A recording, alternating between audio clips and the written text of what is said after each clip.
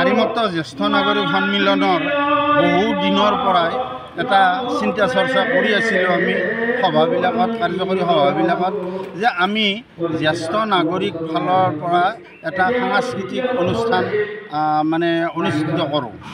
এই কথাটো, এই বিষয়টোৰ ওপৰত আলোচনা কৰি যোৱা ফেব্ৰুৱাৰী মাহত আমাৰ কাৰ্যনিৰ্বাহকত এটা সিদ্ধান্ত হ'ল। অৱশ্যে এইটো কথা আমাৰ অসম জ্যেষ্ঠ নাগৰিক সন্মিলনৰো এটা নিৰ্দেশ আছিল। সেই নিৰ্দেশটো আৰু আমাৰো ইচ্ছা দুটা লগ লগাই ফেব্ৰুৱাৰী মাহত আমি এটা সিদ্ধান্ত লৈছিলোঁ যে আমি এটা ৰঙালীৰ ৰং উৎসৱ পালন কৰোঁ।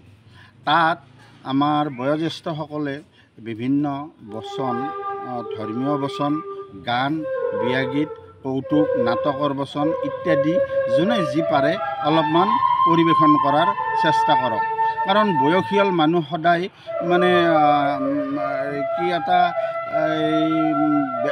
মন বেয়া পৰিৱেশত থাকে।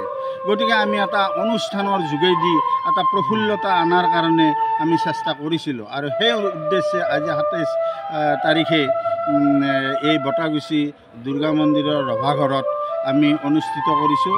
আৰু এই একদিনীয়া প্ৰগ্ৰেম। আৰু এই কাৰ্যসূচীত প্ৰথমে আমাৰ ৰঙিয়া অসম জিলা আয়ুক্তৰ মাননীয় দেৱাশিষ গোস্বামীদেৱে আমাৰ সাংস্কৃতিক অনুষ্ঠানখন শুভ উদ্বোধন কৰিলে। আৰু ইয়াৰ পিছত পৰ্যায়ক্ৰমে আমাৰ যাদৱ কুমাৰ কলিতাদেৱৰ পৰিচালনাত বিভিন্ন গীত মাত পৰিৱেশন হৈ আছে। আমি আশা ৰাখিছোঁ এই অনুষ্ঠানৰ জৰিয়তে আমাৰ সামাজিক পৰিৱেশটো কিছু হ'লেও অলপ এটা ভাল পৰিৱেশ এটা আহি পৰে যেন, আমি তেনেকুৱা এটা উদ্দেশ্য আমাৰ আছে। গতিকে পৰৱৰ্তী সময়তো আমি তেনেধৰণৰ কিছু উদ্দেশ্য আমি লোৱাৰ ব্যৱস্থা লৈছোঁ। আৰু এই অনুষ্ঠানত আমাৰ আৰু এটা প্ৰস্তাৱ আছিল যে বয়সস্থ মানুহক কেনেকৈ শৰীৰৰ যত্ন ল'ব লাগে তাৰ এটা আমি চিন্তা চৰ্চা কৰিছিলোঁ। আৰু সেই চিন্তা চৰ্চাৰ জৰিয়তে আমি মাননীয় হিতেশ বৰুৱাদেৱক, গুৱাহাটী নেমকেয়াৰ হস্পিটেলৰ সঞ্চালক, তেখেতক আমন্ত্ৰণ কৰিছিলোঁ। আৰু তেখেতো ইতিমধ্যে আহি থকা বুলি আমাক ফোনযোগে জনাইছে। হয়তো আৰু আধা ঘণ্টা 1 ঘণ্টাৰ ভিতৰত তেখেতো আহি পাব।